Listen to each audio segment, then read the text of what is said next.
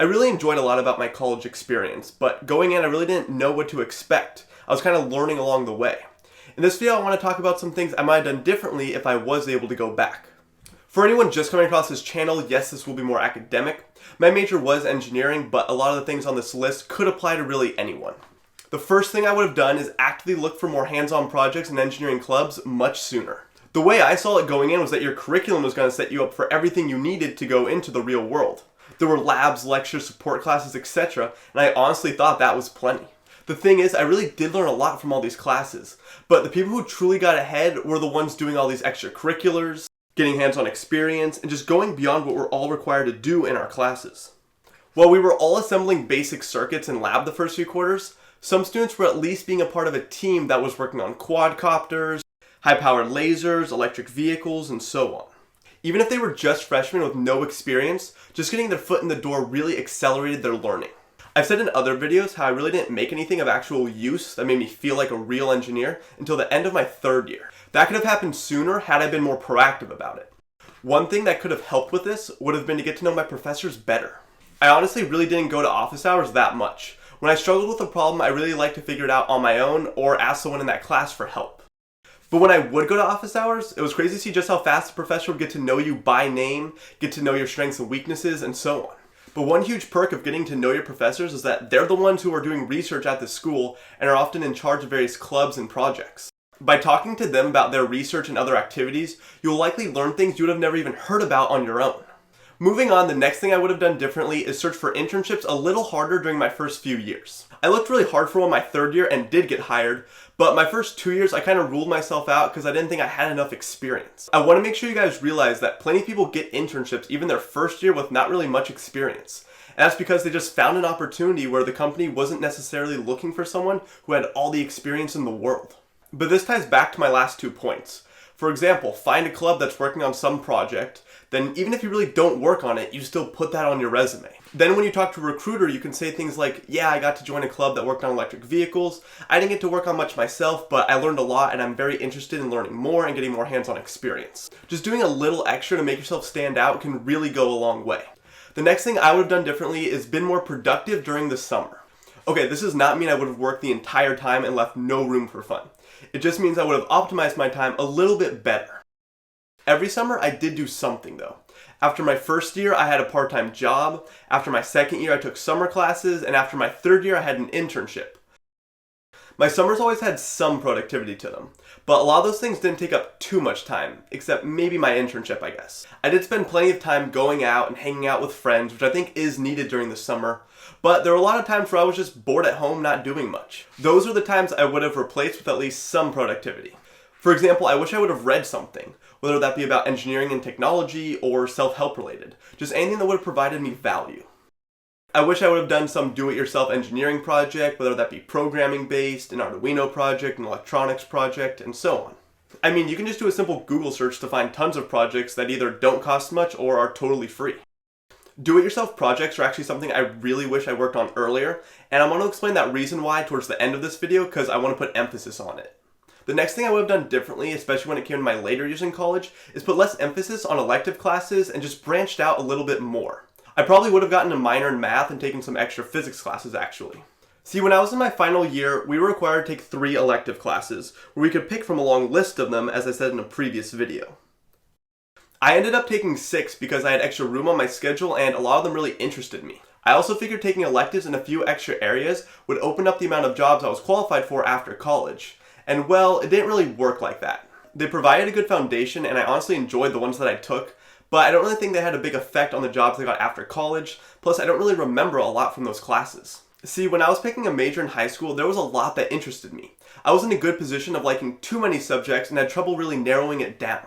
After going through college, I wish I got some exposure to a wider range of those topics rather than going deeper into my own field of electrical engineering. And that's why I would have replaced some of those electives with math or physics classes. Not to improve my resume or to get jobs in those fields, simply out of interest and getting exposure to other related areas. Now there are 2 main overall pieces of advice or themes that inspired this video that I would tell my past self.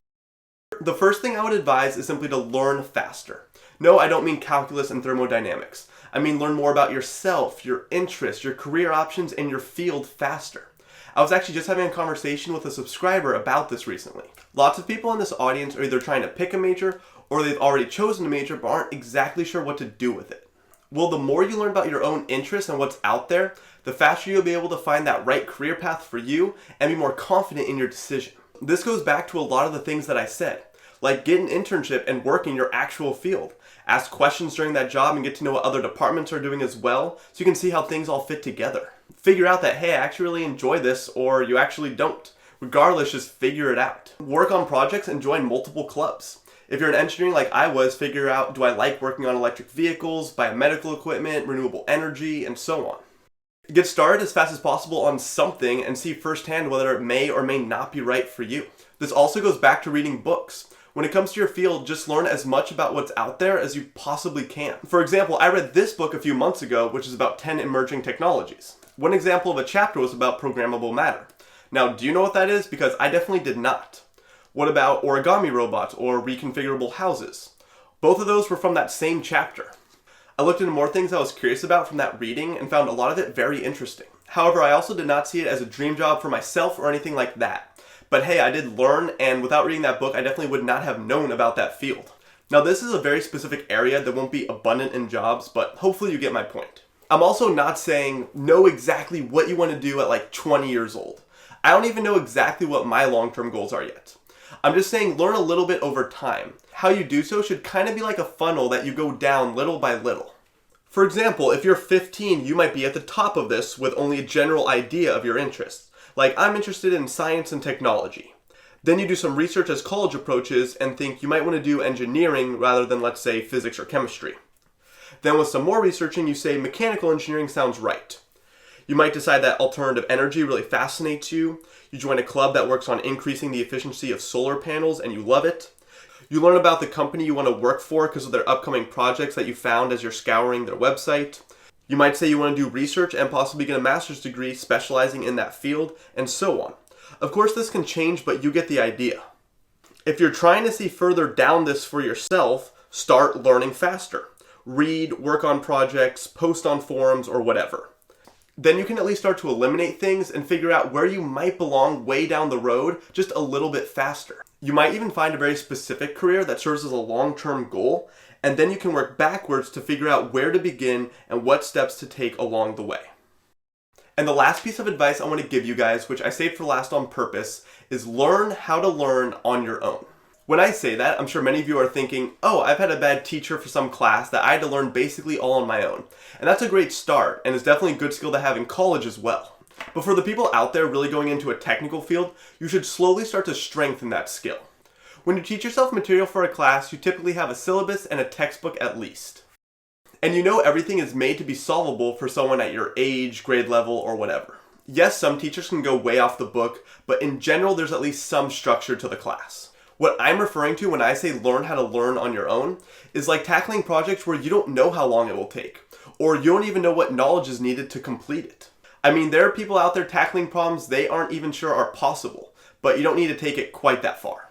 I did not gain this skill much in school, in my opinion, besides maybe my senior project. But I was first really exposed to it after graduating, and no, I'm not talking about my first job. As stated in a previous video, before starting this channel, I started a business that involved making an apartment rental website that I thought would solve a lot of the problems I was having when looking for an apartment. And I decided to code the whole thing myself. This was the first time I started a project with like no knowledge of what I'm about to do. I had an idea of what the final project would look like, but that's about it. I bought books and used the internet to help, but I was looking up pretty much every question I had along the way and just learned over time. If I needed to align text towards the bottom of the page, had to look it up. If I wanted to print out a list of apartments alphabetically, had to look it up. I remember having to use the Google Maps API to display all the listings on a map, and I had a lot of trouble having it do what I actually wanted it to. I remember thinking like, is this thing even possible? Or how do I even resolve this issue? There were times I had such a unique question that I wasn't even sure what to type in on Google, but I just had to figure it out.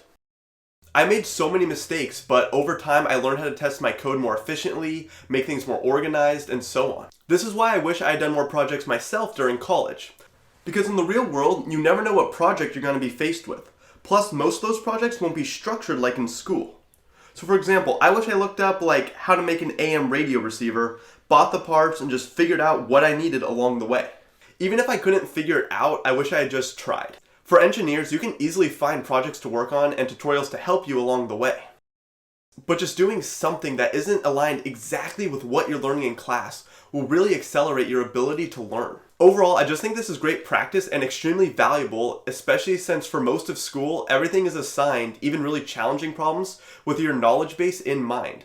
It's meant to be done or solved by someone at your level. Don't take this as me saying to like design a quantum computer in your garage, but just try to push yourself a little bit. And that's where I'm going to end this video.